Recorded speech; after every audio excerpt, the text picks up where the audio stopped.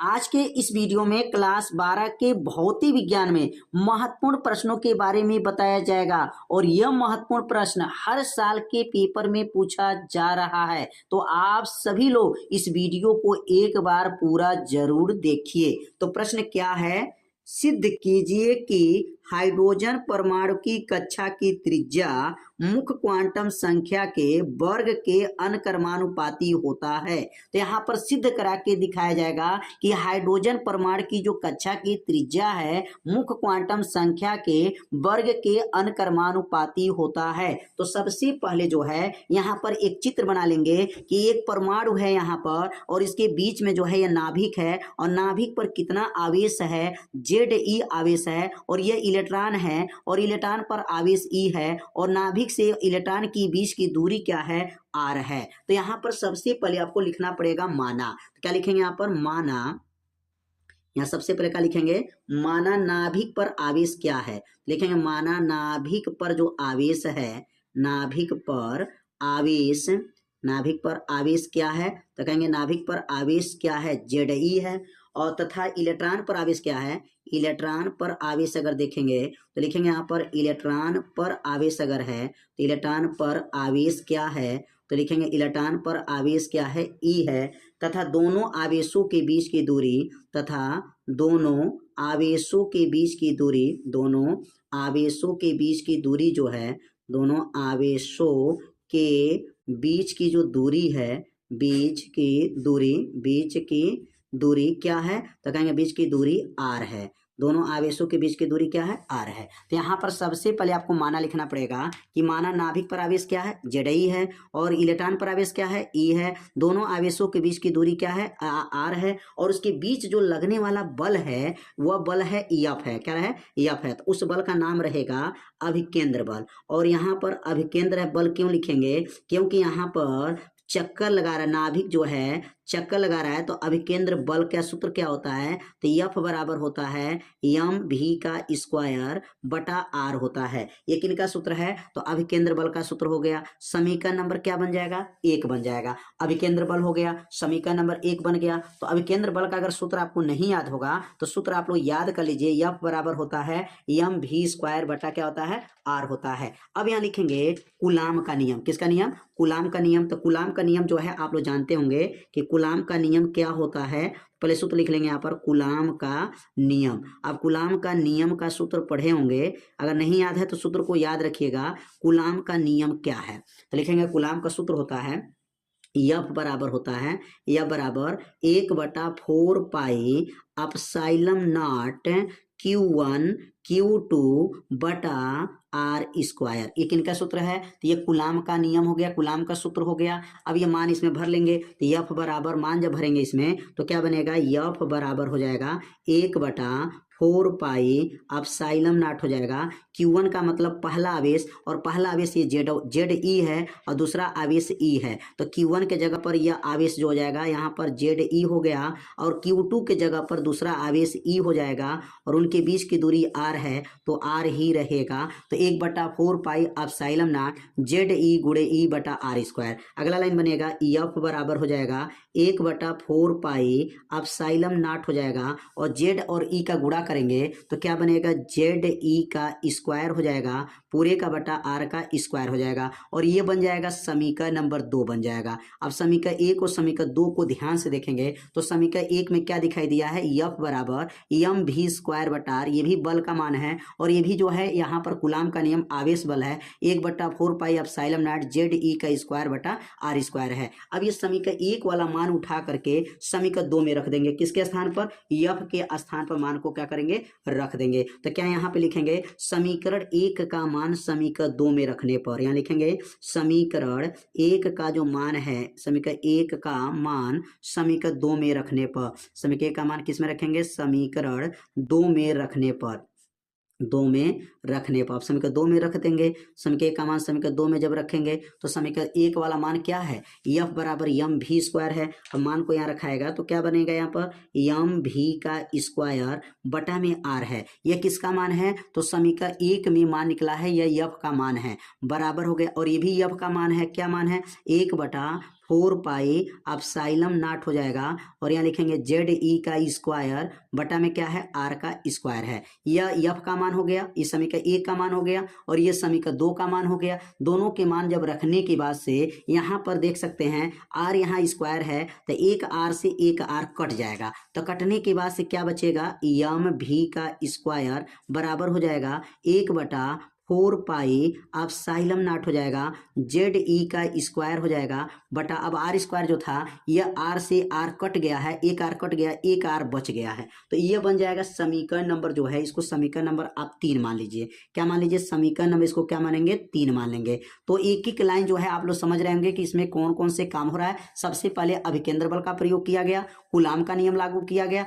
और समीकरण 1 का मान समीकरण 2 में रखा गया है, तो यहाँ समीकरण नंबर क्या बन गया है? 3 बन गया है। अब यहाँ पर पढ़ेंगे कि निल्स जो बोहर साहब हैं, तो बोहर का नियम क्या है? तो बोहर का नियम आप लोग पढ़े हैं, बोहर का नियम अभी बताया गया है, आप अगर पढ़े होंगे तो बोहर का नियम आप लोग पढ़े होंगे, याद होगा। क्या बोहर का नियम पढ़े हैं कि बोहर का नियम बताया गया है कि यम भी आर बराबर होता है, यम भी आर बराबर एन एच बटा होता है 2 पाई होता है। किनका नियम है? यह बोहर का नियम है, बोहर निस बोहर का सिद्धांत है। इन्होंने फार्मूला बनाए थे यम भी आर बराबर एन एच बटा 2 पाई होता है। अब यहाँ देखिए भी का स्क्वायर है और यहाँ भी का स्क्वायर नहीं है, तो भी का स्क्वायर नहीं है तो यहाँ पर हमको भी का स्क्वायर बनाना है, तो यहाँ पे क्या करना पड़ेगा? भी का स्क्वायर बनाने के लिए यहाँ लिखना पड़ेगा दोनों पक्षों में वर्ग करेंगे। क्या लिखेंगे यहाँ पर? दोनों पक्षों में वर्ग करेंगे, दोनों पक्षों में वर्ग करने पर दोनों पक्षों में क्या करेंगे?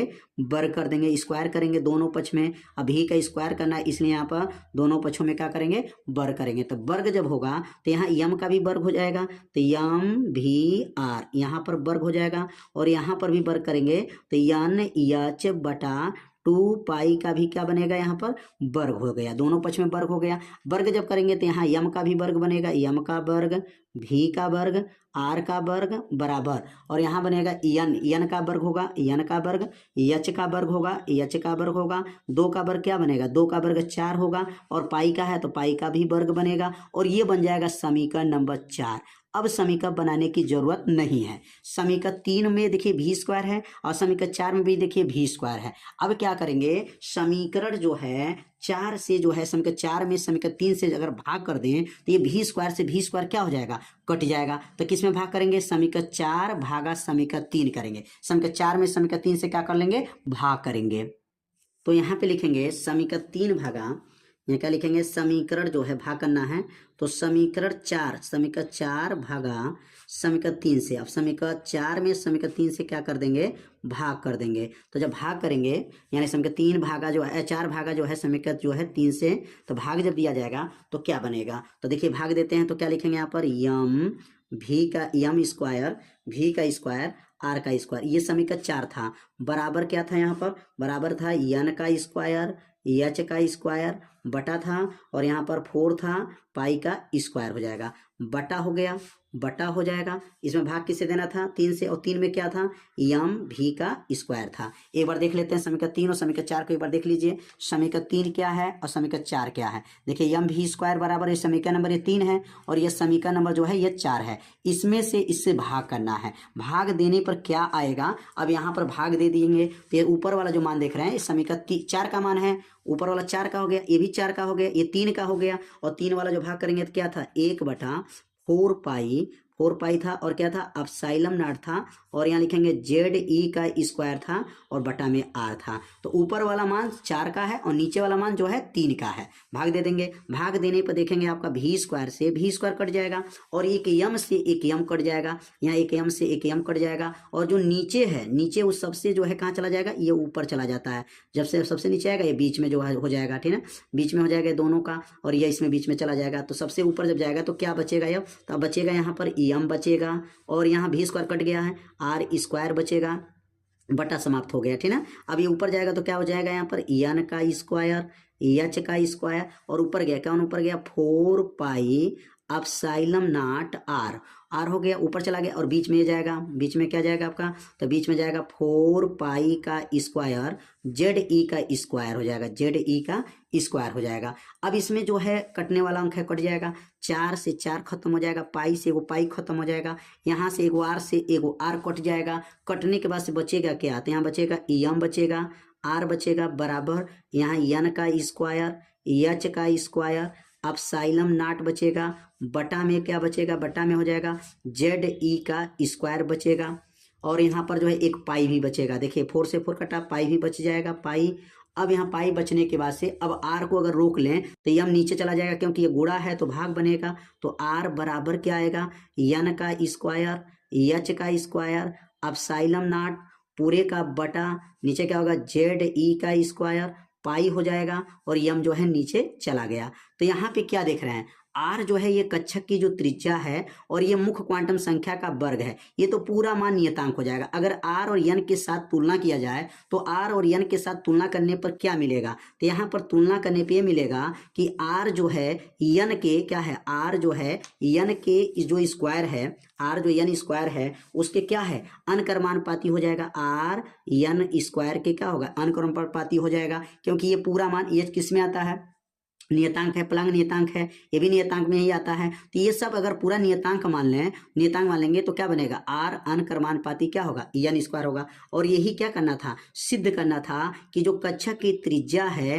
मुख्य क्वांटम संख्या जो एन है उसके वर्ग के क्या है अनकर्मानुपाती है, तो आर अनकर्मानुपाती एन स्क्वायर यही सिद्ध करना था। ये पूरा मान नियतांक में अगर चला जाए तो यह नियतांक जब लगाते हटाते हैं तो क्या लगाते हैं, ये चिन्ह लगा देते हैं, तो चिन्ह किसके आर और एन के साथ अगर तुलना करेंगे तो आर अनकर्मानुपाती एन स्क्वायर हो जाएगा। तो क्या लिख सकते हैं यहाँ पर, जो कक्षा की त्रिज्या है या कक्षा की जो त्रिज्या बोल सकते हैं, कक्षा की त्रिज्या यहीं पर यही सिद्ध करना था, तो क्या लिखेंगे कक्षा की त्रिज्या मुख्य क्वांटम संख्या, लिखेंगे यहाँ पर मुख्य क्वांटम संख्या, मुख्य क्वांटम संख्या के वर्ग के, मुख्य क्वांटम संख्या के वर्ग के क्या होता है, वर्ग के अनकर्मानुपाती होता है, वर्ग के अनकर्मानुपाती होता है, अनुकर्मानुपाती होता है।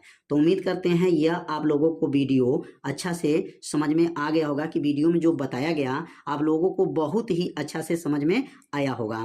तो वीडियो को क्या कीजिए, लाइक कर दीजिए, और चैनल पर यदि आप पहली बार आए होंगे तो चैनल को सब्सक्राइब जरूर कर लीजिए। तो आज का वीडियो कैसा लगा एक बार जरूर कमेंट कीजिएगा, जरूर कमेंट करके बताइएगा कि ये वीडियो हमारे लिए कितना जो है अच्छा लगा है। तो आज का वीडियो में जो है इतना ही बताया जाएगा, मिलते हैं अब अगले भाग में, तब तक के लिए जय हिंद जय भारत।